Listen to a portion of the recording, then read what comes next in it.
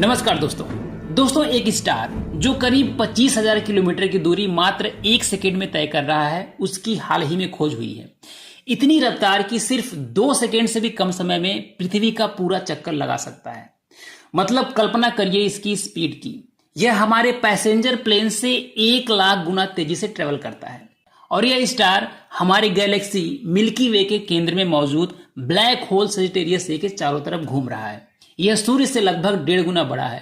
इसका नाम है S301 और यह पूरे ब्रह्मांड का अब तक का ज्ञात सबसे तेज स्टार है।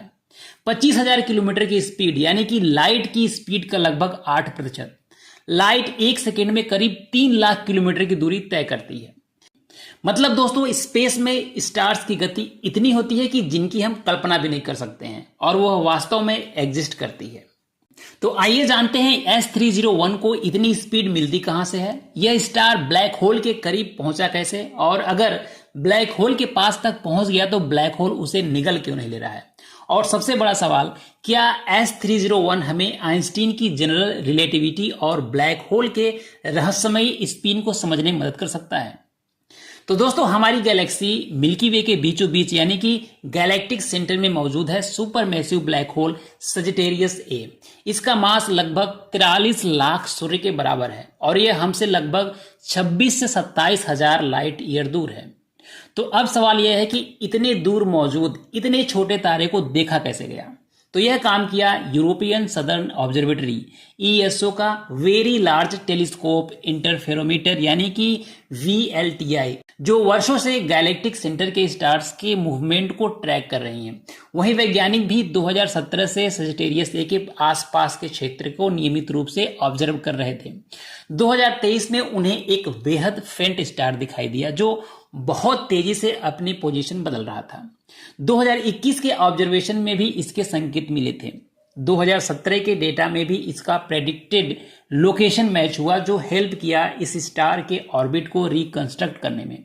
इसका नाम रखा गया S301, यानी यह डिस्कवरी अचानक टेलीस्कोप में चमकते हुए किसी नए स्टार को देखने भर से नहीं हुई। यह कई वर्षों के ऑब्जर्वेशंस और ऑर्बिटल कैलकुलेशन का नतीजा है। दोस्तों, यह स्टार पूरे ऑर्बिट में हमेशा 25,000 किलोमीटर प्रति सेकंड की स्पीड पर नहीं चलता। इसकी ऑर्बिट बेहद एलिप्टिकल है। जब यह ब्लैक होल के पास आता है तो ग्रेविटेशनल पोटेंशियल से इसकी स्पीड बहुत ज्यादा बढ़ जाती है और जब यह बहुत दूर चला जाता है तो स्पीड कम हो जाती है, यानी कि ग्रेविटी की वजह से इसकी ऑर्बिटल स्पीड बदलती रहती है। सजिटेरियस ए का एक पूरा चक्कर लगभग 8 साल 8 महीने में पूरा कर लेता है।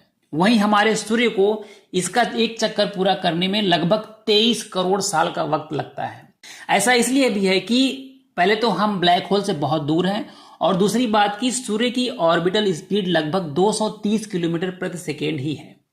तो अब बात आती है कि S301 वैज्ञानिकों के लिए इतना खास क्यों है। तो देखिए कि S301 की पेरी सेंटर डिस्टेंस S2 से करीब 10 गुना छोटी है। इसका मतलब है कि यह ब्लैक होल के ग्रेविटेशनल फील्ड के ज्यादा डीप रीजन को प्रोब करता है।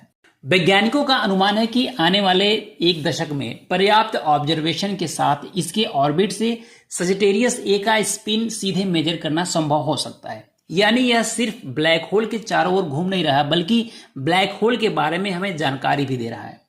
लेकिन अब सवाल यह आता है कि S301 वहां पहुंचा कैसे। तो वैज्ञानिकों की परिकल्पना है कि हो सकता है कि S301 हमेशा से गैलेक्टिक सेंटर में नहीं रहा हो। यह किसी समय एक बाइनरी स्टार सिस्टम का हिस्सा रहा हो, यानी 2 स्टार्स एक दूसरे के ग्रेविटेशनल पार्टनर थे। फिर यह बाइनरी सिस्टम सजिटेरियस ए के बेहद करीब पहुंचा और इसकी टाइडल ग्रेविटी ने दोनों स्टार्स को अलग कर दिया। इस मैकेनिज्म को कहा जाता है हील्स मैकेनिज्म। इसमें बाइनरी के एक मेंबर को ब्लैक होल ग्रेविटेशनल कैप्चर कर सकता है, जबकि दूसरा स्टार बहुत तेज स्पीड से बाहर निकल सकता है। यानी संभव है कि ब्लैक होल ने एक बाइनरी सिस्टम को तोड़ा और S301 को अपनी ऑर्बिट में कैद कर लिया और उस बाइनरी का दूसरा स्टार संभवतः एक हाइपर वेलोसिटी बनकर गैलेक्टिक सेंटर से बाहर निकल गया। यानी एक ही घटना में एक स्टार ब्लैक होल के ग्रेविटेशनल फील्ड में कैप्चर हो गया और दूसरा स्टार बाहर की तरफ चला गया। लेकिन यह एक कंफर्म हिस्ट्री नहीं है, यह वैज्ञानिकों का स्ट्रांगली सजेस्टेड सिनेरियो है जो उसकी एक्सट्रीम ऑर्बिट और स्टेलर प्रॉपर्टी से कल्पना किया गया। फ्यूचर ऑब्जर्वेशंस इस परिकल्पना को वैलिडेट कर सकते हैं। साइंटिस्ट S301 की position, orbital motion, spectroscopy, radial velocity और रिलेटिविस्टिक ऑर्बिटल चेंज को लगातार मॉनिटर करेंगे। इससे S301 को ज्यादा प्रेसिजन और मेजर किया जा सकेगा। तो दोस्तों कह सकते हैं कि ब्रह्मांड की सबसे खूबसूरती यही है कि एक छोटा सा तारा और सामने 43 लाख सूर्य इतना बड़ा ब्लैक होल, इन दोनों के बीच चल रहा है कॉस्मिक घटना चक्र। और यही शायद आने वाले वर्षों में हमें यह समझने में मदद करेगा कि ब्लैक होल वास्तव में कितनी तेजी से घूमते हैं। आपको क्या लगता है, क्या आने वाले वर्षों में वैज्ञानिक सजिटेरियस ए के स्पिन को सीधे मेजर कर पाएंगे, और क्या इससे ब्लैक होल्स के बारे में हमारी पूरी समझ बदल सकती है? अपनी राय कमेंट बॉक्स में जरूर दीजिए। वीडियो पसंद आया हो तो लाइक करें और ऐसे ही साइंस, स्पेस और टेक्नोलॉजी की गहरी समझ और आसान जानकारी के लिए चैनल को सब्सक्राइब जरूर कर लें। नमस्कार।